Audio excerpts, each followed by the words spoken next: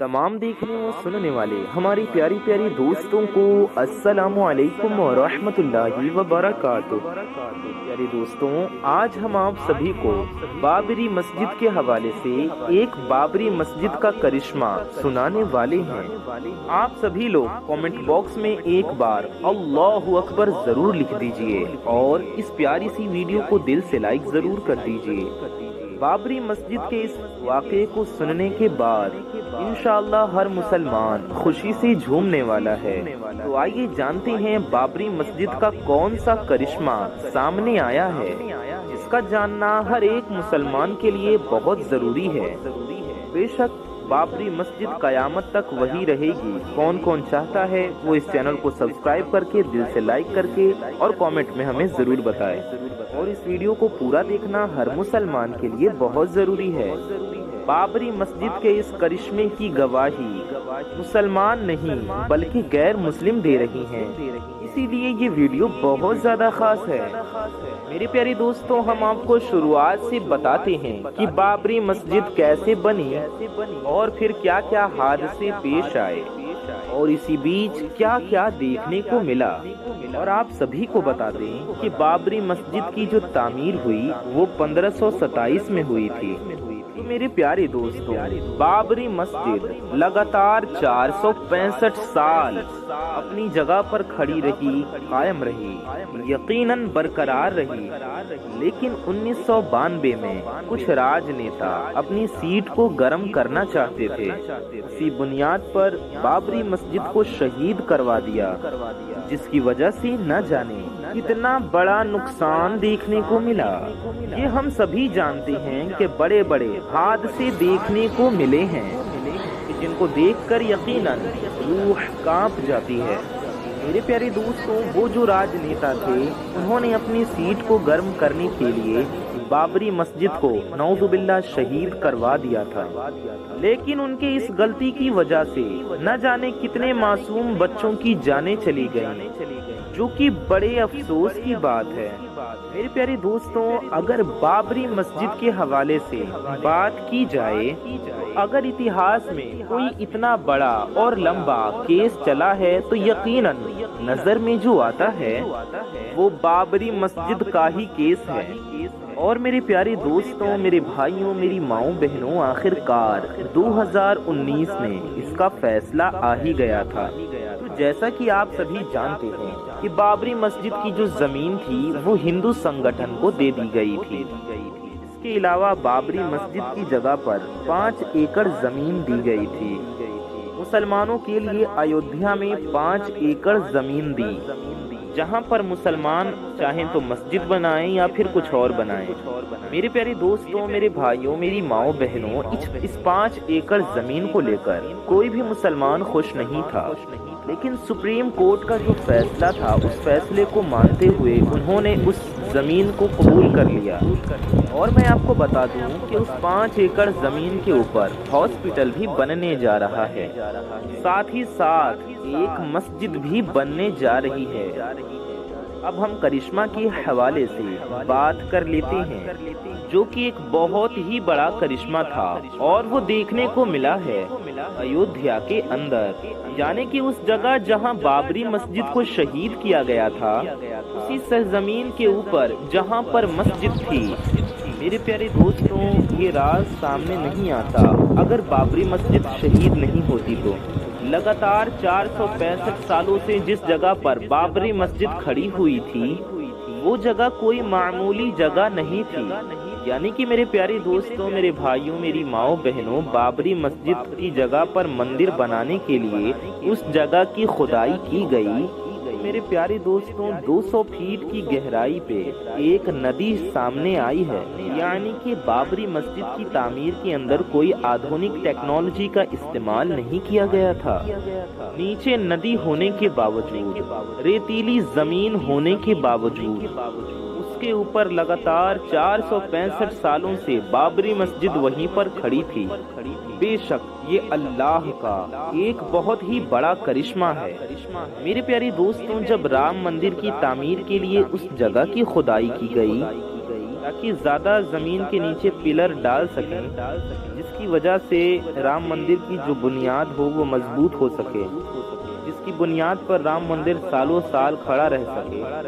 لیکن جب بابری مسجد کے نیچے کی کھدائی کی گئی تو معلوم یہ پڑا اس کے نیچے پلر بھی کھڑے نہیں ہو سکتے، یعنی کہ میرے پیارے دوستوں، ریتیلی زمین ہونے کی وجہ سے اور ندی ہونے کی وجہ سے اگر پلر کھڑے کیے جائیں تو وہ دھنس جائیں گے، اور آخرکار ان لوگوں کو کام روکنا ہی پڑ گیا۔ دوستوں، یہ باتیں میں اپنی طرف سے آپ کو بنا کر نہیں بتا رہا ہوں۔ ہو سکتا ہے کہ کچھ لوگ یہ کہیں گے کہ آپ نے کچھ پروف نہیں دکھایا۔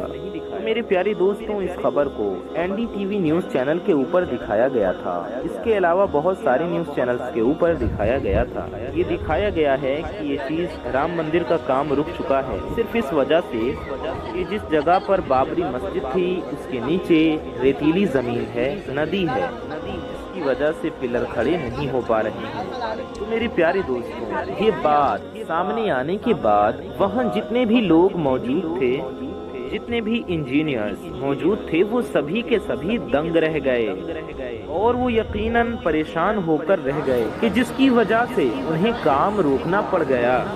اور میرے پیارے دوستوں، دنیا بھر سے بڑے بڑے انجینئرز آ رہے تھے رام مندر کی تعمیر کے لیے، لیکن جب یہ بڑی پریشانی سامنے آئی تو یقیناً ہر کوئی پریشان ہے کہ کیسے زمین کے نیچے پلیٹ ڈالی جائے کہ جس کی وجہ سے رام مندر کی جو بنیاد ہے وہ مضبوط ہو سکے۔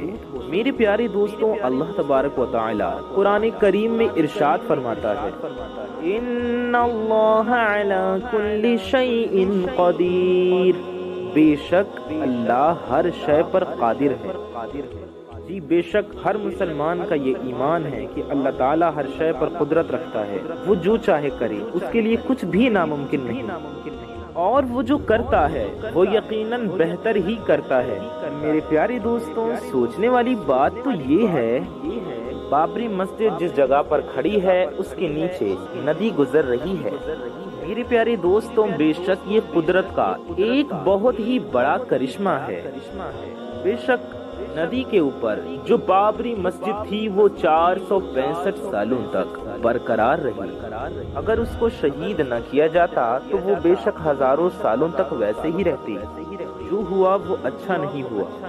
حیرانی کی بات تو یہ ہے کہ ایک ندی کے اوپر لگاتار 465 سال بابری مسجد وہاں راج کر رہی تھی، لیکن اس کو کچھ نہیں ہوا۔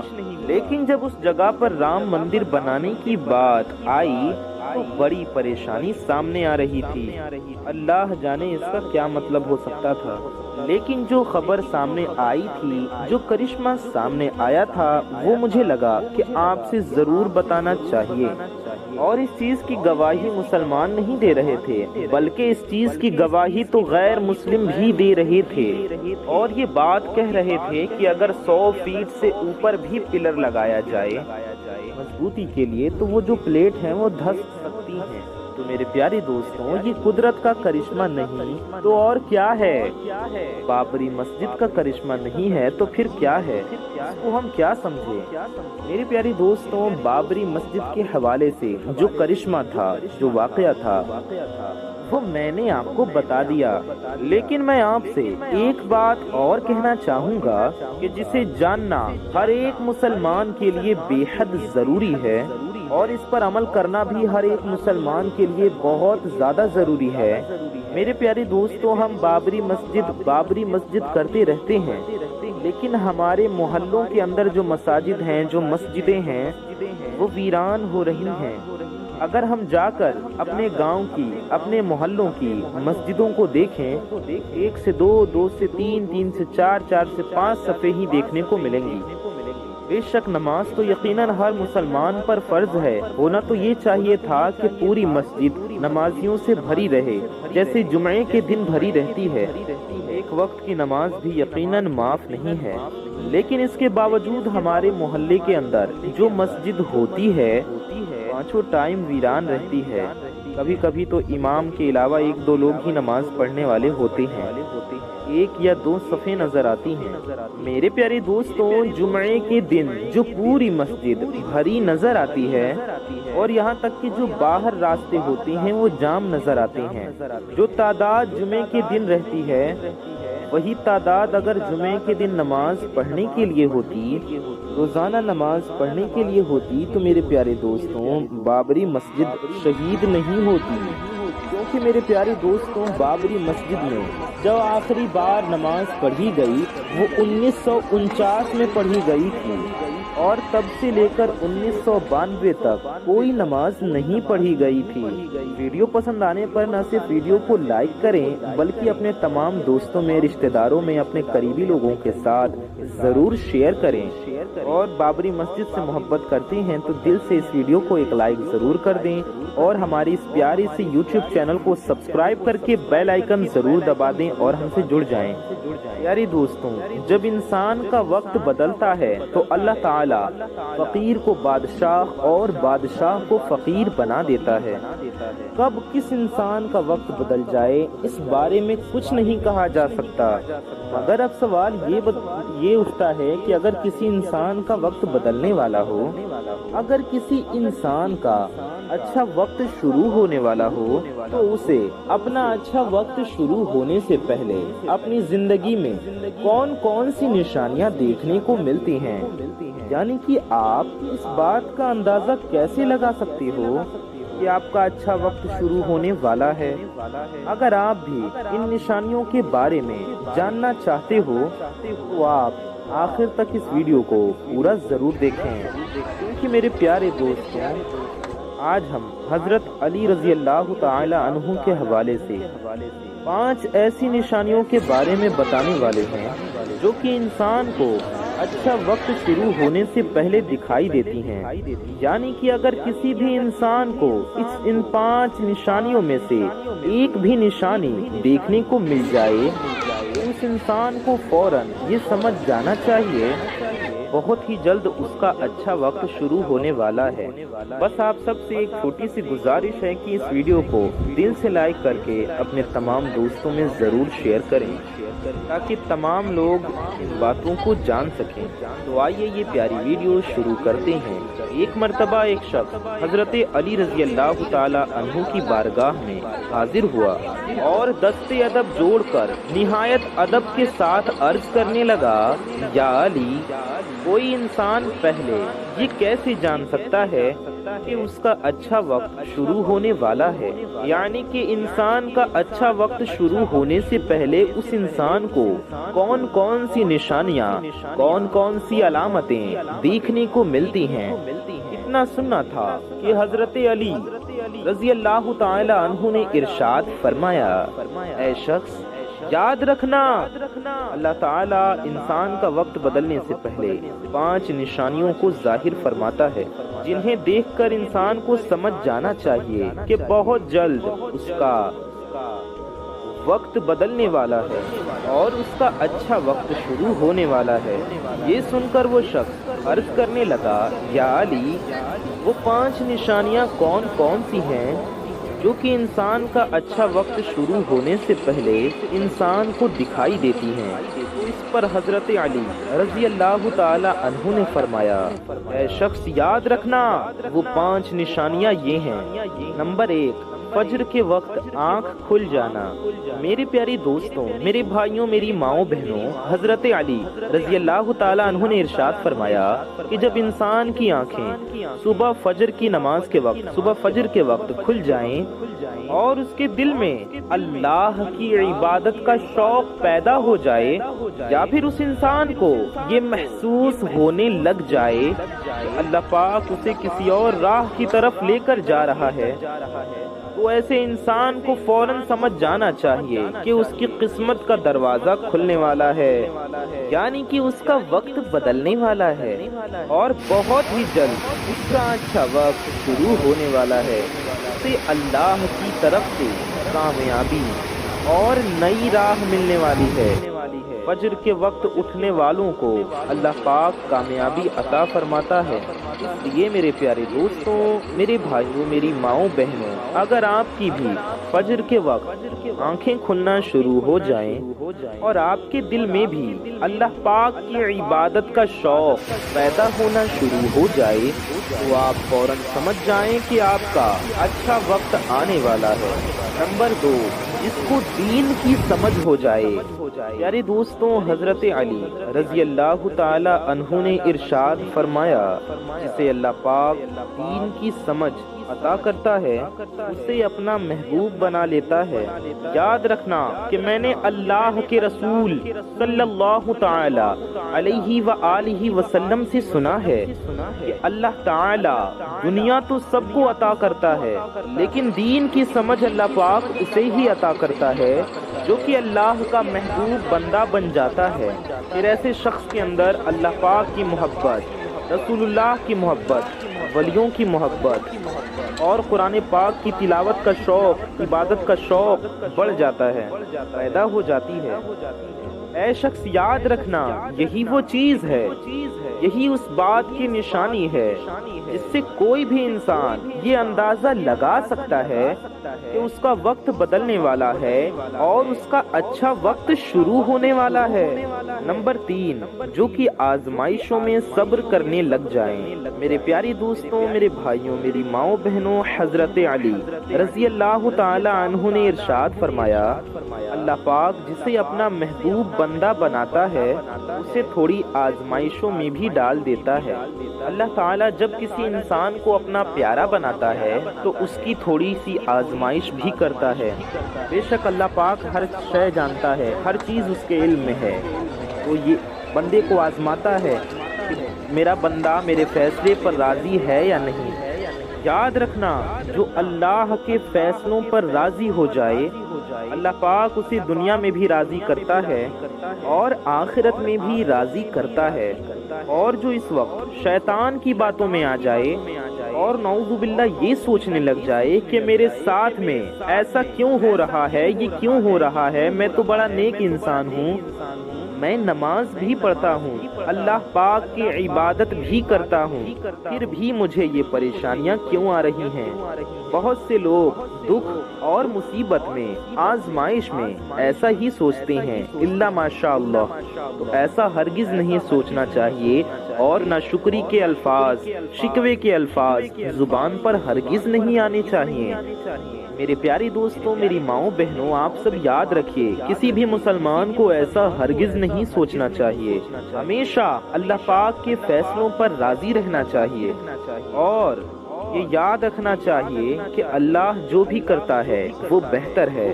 ایک مرتبہ حضرت سیدنا بلال رضی اللہ تعالی عنہ سے کسی نے پوچھا، اے بلال، تم تو بڑی توحید کی باتیں کرتے ہو، پھر تمہیں اتنی بری طریقے سے مار کیوں پڑی؟ تو حضرت بلال حبشی رضی اللہ تعالی عنہ نے ارشاد فرمایا، تم بھی جب کبھی بازار میں برتن خریدنے کے لیے جاتے ہو تو برتن خریدنے سے پہلے تم انہیں بجا بجا کے، ٹھوک بجا کر دیکھتے ہو۔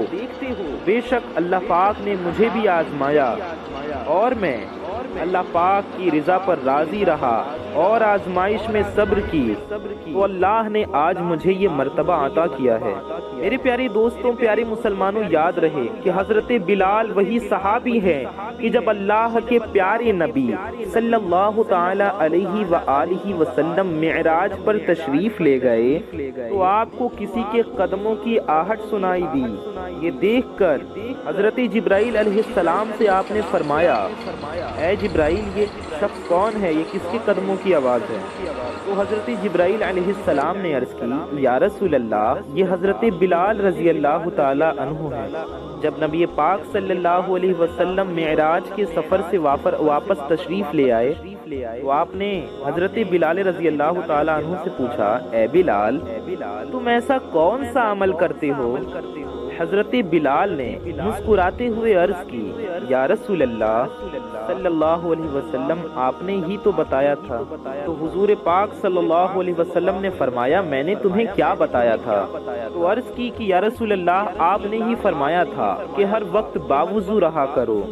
تو میں ہر وقت وضو کی حالت میں رہتا ہوں، اور جب بھی میں بے وضو ہو جاتا ہوں تو فوراً وضو کر لیتا ہوں، اور جب وضو کرتا ہوں تو 2 رکعت نفل نماز بھی ادا کر لیتا ہوں۔ میرے پیارے دوستوں، یہ وہ صحابی ہیں جو چلتے زمین پر ہیں اور ان کے قدموں کی آواز جنت تک سنائی دیتی ہے۔ یاد رکھنا، آزمائش اور پریشانی آنا بھی اللہ پاک کے راضی ہونے کی ایک نشانی ہے۔ پریشانی میں بس ایک بات یاد رکھو کہ اللہ پاک اپنے پیاروں کو ہی آزماتا ہے۔ نمبر 4، چہرے پر رونق کا آ جانا۔ میرے پیارے دوستوں، حضرت علی رضی اللہ تعالی عنہ نے فرمایا، جس انسان کے چہرے پر رونق آنا شروع ہو جائے تو اسے یہ سمجھ جانا چاہیے کہ بہت ہی جلد اس کا وقت بدلنے والا ہے اور اس کا اچھا وقت شروع ہونے والا ہے۔ جس انسان کو اللہ پاک اپنا پیارا بناتا ہے، اس کے چہرے پر رونق آنا شروع ہو جاتی ہے۔ دنیا کے سامنے ہر وقت اپنی خوشی کا اظہار کرتا ہے، یعنی کہ وہ ہر وقت خوش رہتا ہے۔ اور صرف یہی نہیں بلکہ ایسا لگنا شروع ہو جاتا ہے کہ دنیا میں اس شخص سے زیادہ سکون اور وقار والا کوئی نہیں ہے۔ اس کو دیکھ کر ایسا لگنے لگتا ہے کہ اس انسان کو دنیا کا کوئی غم نہیں ہے۔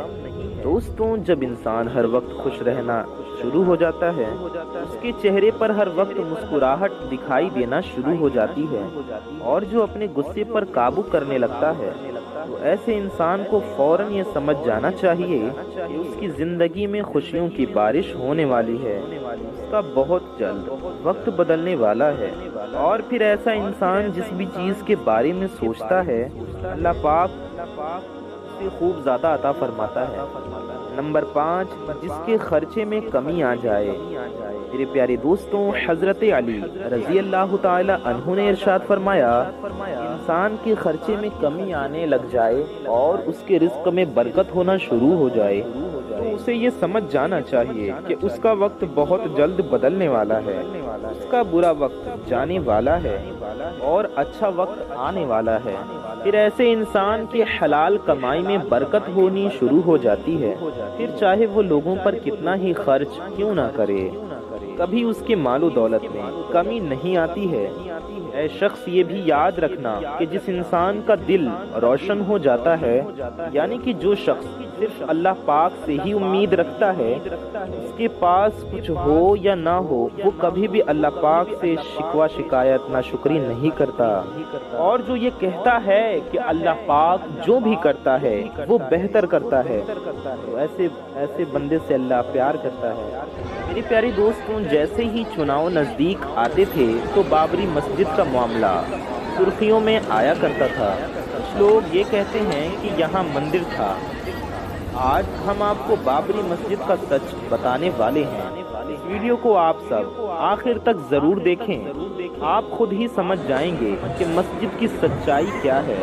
میرے پیارے دوستوں، آئیے شروع کرتے ہیں۔ بابری مسجد کی تعمیر 1528 میں بابر کے ایک جنرل بابری مسجد کی تعمیر 1528 میں میر بقی نے کی تھی اور وہاں نماز کا سلسلہ شروع کیا تھا۔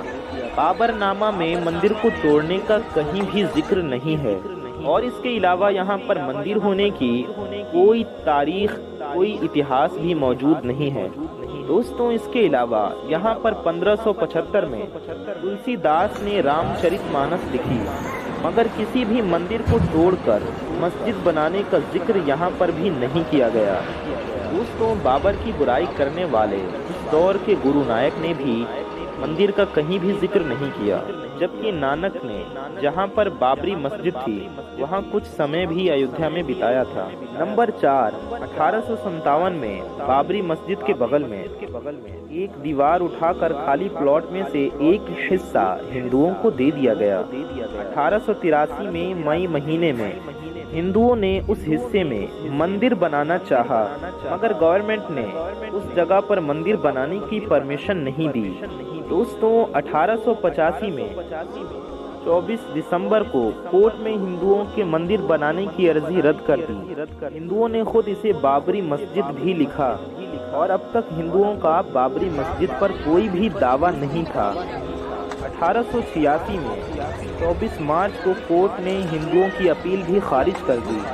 1877 में पहली बार फैजाबाद कोर्ट ने बगैर किसी गवाह के ये नोट चढ़ाया कि 1528 में बाबर ने एक हफ्ता अयोध्या में बिताया और मंदिर को ढाया और वहां पर बाबरी मस्जिद का निर्माण करवाया, जबकि इतिहास और सबूतों के अनुसार बाबर कभी भी अयोध्या नहीं गया।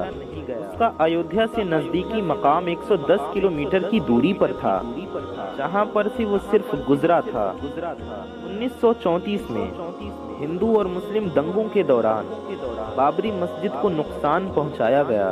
दोस्तों, 1949 में 22 दिसंबर की रात में मस्जिद के अंदर मूर्तियां रख दी गईं और 30 दिसंबर को कोर्ट ने ताला लगवा दिया और मुसलमानों को वहां इबादत करने से मना किया और हिंदुओं को पूजा करने की इजाजत दी गई। 1950 में 16 जनवरी को मुसलमानों ने मस्जिद बहाली के लिए कोर्ट से बात की, मगर कोर्ट ने मूर्ति न हटाकर पूजा पाठ को बरकरार जारी रखा। 1951 में 1 जुलाई को कोर्ट से कमिश्नर का बयान आया कि ये बाबरी मस्जिद है और मुसलमान 1925 से 1949 तक यहाँ नमाज पढ़ते थे।